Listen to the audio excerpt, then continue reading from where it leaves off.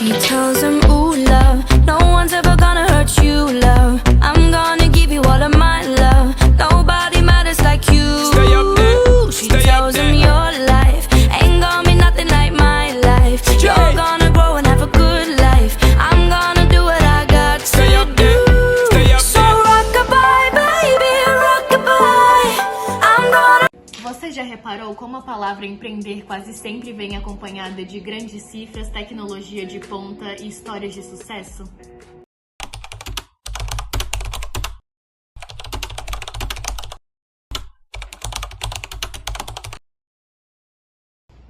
Quando uma mulher decide empreender, ela não está só abrindo um negócio. Ela também está enfrentando o machismo, o medo e a dúvida. No episódio de hoje, vamos conversar com uma mulher que transformou seus obstáculos em motivação. Ela criou seu próprio caminho e hoje ela vai nos contar como fez isso. Olá, eu sou a Júlia e eu vim aqui para entrevistar a nossa empreendedora feminina, Tamires. Tamires, fale um pouco sobre a sua história de vida, por favor. Então, meu nome é Tamires Quintão, eu tenho 36 anos, tenho uma filha de 13 anos. Eu sou formada em Direito, trabalho em órgão público há 15 anos e hoje completa mais ou menos 5 anos que eu estou empreendendo. E para você, o que significa ser empreendedora? Empreender para mim é algo inovador, é você ter uma ideia e colocá-la em prática de forma criativa no contexto geral é colocar a mão na massa mesmo. E essa ideia, ela se transforma consequentemente, em uma ideia lucrativa, né? Empreender é isso. E você se considera uma empreendedora? E por quê? Me considero uma empreendedora porque eu, há 5 anos atrás, tive uma ideia e coloquei essa ideia em prática e vem dando certo. Eu acho que como empreendedora eu consegui, né, que nem todo mundo consegue empreender, é diferente de ser empresário, então realmente você tem que estar à frente do seu negócio de forma ativa, então eu me considero sim ser uma empreendedora. E que tipos de habilidades você usa no seu dia a dia como empreendedora? Eu adquiri habilidades, né? Porque a gente tem que ter a habilidade na rede social, na gestão financeira, no dia a dia, na organização de tempo. Então, acho que essas habilidades são necessárias na comunicação com as pessoas, né? Nas relações interpessoais. Então, são de suma importância para empreender. E por que você decidiu abrir o seu próprio negócio? Por que nesse ramo? Bom, é o ramo da sustentabilidade, né? Eu tenho um brechó e nesse ramo, porque eu além de empreender, além de obter o lucro, eu faço com que ajuda de certa forma o meio ambiente, pessoas, a sociedade. Então esse ramo para mim realmente foi um ramo que abrilhantou assim, e que me fez ter um outro olhar. E como você começou a botar essa ideia em prática? Quem te ajudou? Quem te apoiou? Então, há 5 anos atrás, eu já me desapegava de acervos pessoais. Então, quando eu tinha um montante de roupas que via que não usava mais, eu trazia para o trabalho, vendia para amigos, assim, de uma forma com um preço bem acessível.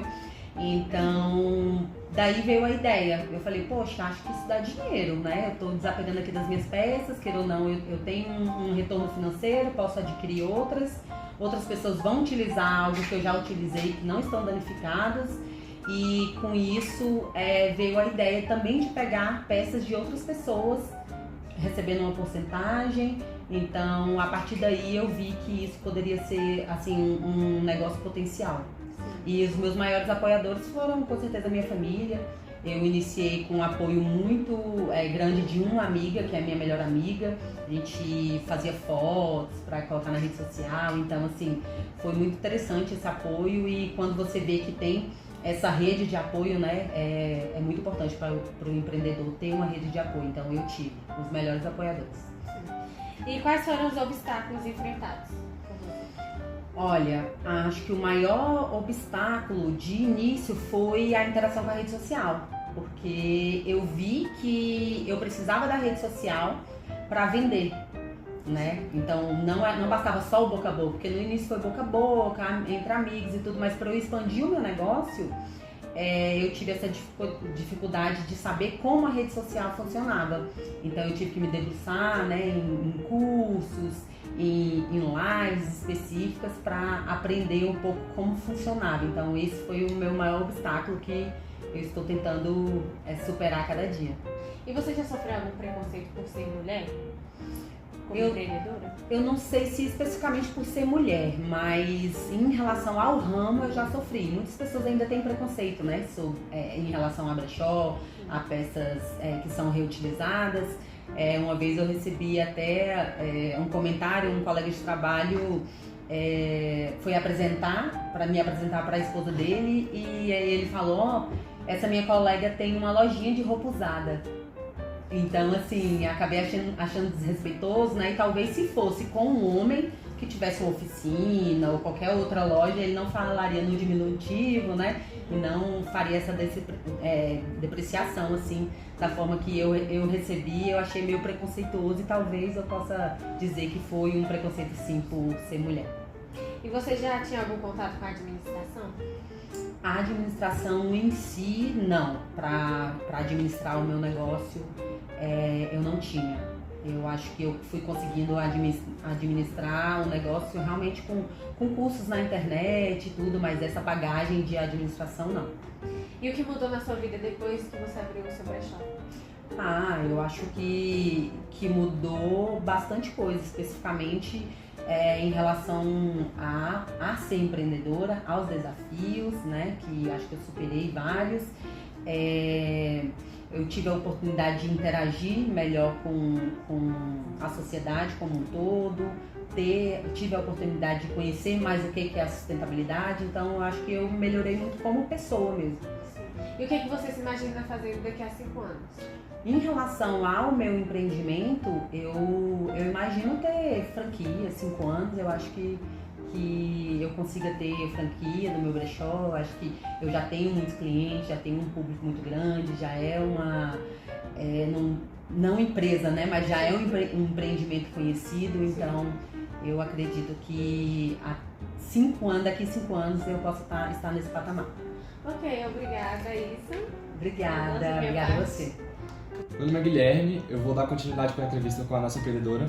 E, Tamires, você comentou na primeira parte que você teve muitas dificuldades, mas pelo tempo de negócio que a senhora tem, eu imagino que você gosta do que faz. Eu queria saber por quê, o que traz esse lado.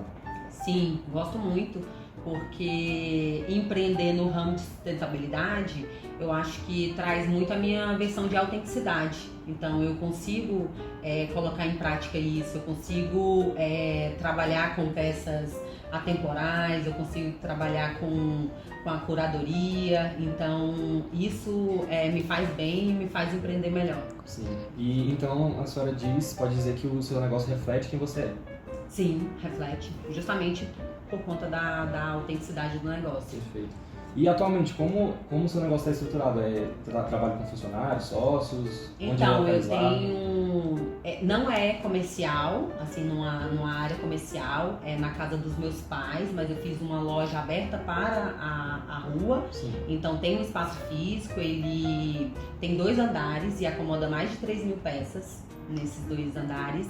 E eu tenho uma pessoa, sim, que trabalha comigo, mas como eu disse, né, anteriormente, eu trabalho há 15 anos em um órgão público, eu não tenho essa condição de estar à frente desse meu empreendimento nos dias da semana, então eu só abro aos sábados de forma física, só que a gente trabalha ativamente nas redes sociais no meio da semana, então funciona mais realmente as vendas pelo Instagram. Sim, então a senhora acha que o seu produto tem algum diferencial além em relação a outros brechós? Com certeza, total diferencial. As minhas peças, elas têm uma curadoria assim excelente, você não vai achar detalhes com peças com avarias, e além de fazer essa curadoria com excelência, os meus preços são bem inferiores ao preço de brechós do mercado. Porque assim, na verdade o brechó, você tem que ver não só com preço acessível, né? Porque tem gente que vai em um brechó, em um bazar, né? Que tem a diferença também do bazar, porque ele é mais voltado para instituições beneficentes, mas o brechó, ele não vai ter só o preço acessível, ele vai ter também peças de qualidade, mas muitos brechós estão super valorizando as peças que ele entram. E no meu eu deixo bem claro para as minhas fornecedoras, que eu trabalho hoje em consignação, mas para as minhas fornecedoras, que aquelas peças ali deixadas, elas, na verdade, elas vão ser circuladas, mas com um preço muito mais acessível do que elas pagaram, né? Eu não posso competir com o mercado de loja de roupas novas, então o meu preço realmente ele está abaixo do mercado, e esse é o diferencial. Certo. E a senhora falou que não tem como competir, mas como a senhora se mantém atualizada em relação à sua competição, no mercado competitivo? O competitivo até do mesmo ramo, né, eu me mantenho atualizada na rede social, é inevitável que a gente fique atento à rede social, então tem muitos empreendimentos similares, e eu acompanho o que estão inovando, né, pra gente, na verdade, empregar no meu negócio também.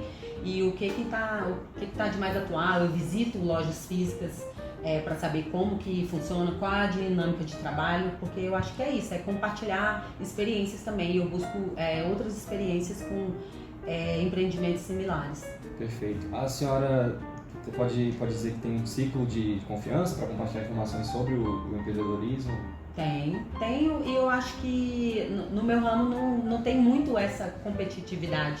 Sim. Porque num ramo de peças reutilizáveis, são peças únicas, né? São experiências únicas. Então eu compartilho às vezes com outros empreendedores do ramo, na própria rede social, né?